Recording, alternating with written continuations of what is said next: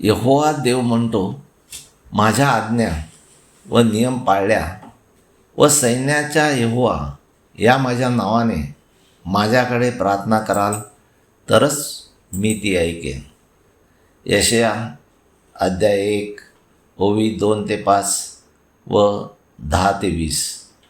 अहो आकाशानं ऐका, अगे पृथ्वी कान दे, कारण यहोवा देव बोलला आहे, मी लेकरे पोसली व वाढवली आणि त्यांनी माझ्याविरुद्ध बंड केले आहे.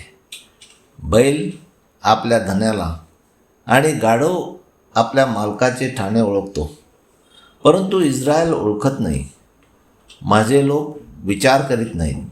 आहा, पापी राष्ट्र, अन्यायाने भारवलेले लोक, दुष्कर्त्याचे संतान, भ्रष्टाचार करणारी लेकरे, त्यांनी यहोवा देवाला सोडले आहे.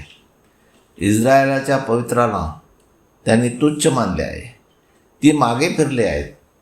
आणखी अधिक बंड करून तुम्ही अजून का मार खाता? सगळे मस्तक दुखनाईत आहे आणि सगळे हृदय रोगी आहे.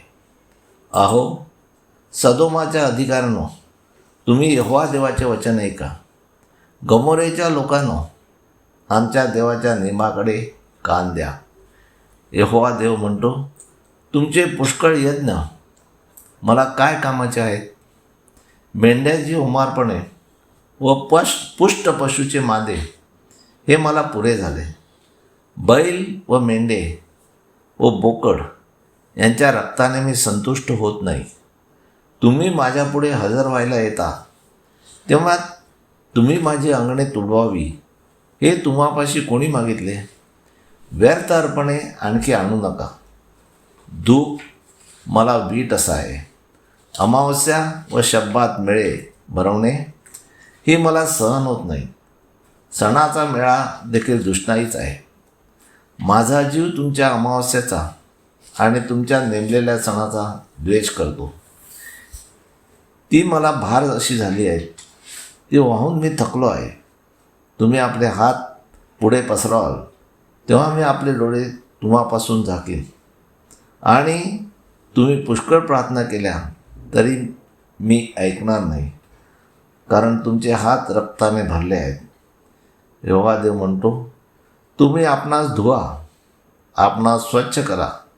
आपला आचरणाचे दुष्टपण माझ्या डोळ्यापासून दूर करा. वाईट करणे सोडा, चांगले करायला शिका. न्याय करायला झटा. जाचलेल्यांचे दुःख निवारण करा. अनाथाचा न्याय करा. विधवेची दाद लावा. यहोवा देव म्हणतो, आता या, आपण एकमेकाशी वादविवाद करूया. तुमचे पापी जरी लाखेसारखी असली तरी मी हिमासारखी ती पांढरी करीन.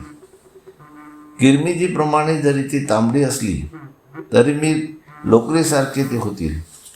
तुम्ही मान्य आणि आज्ञांकित व्हाल तर तुम्ही भूमीचे उत्तम फळ खाल.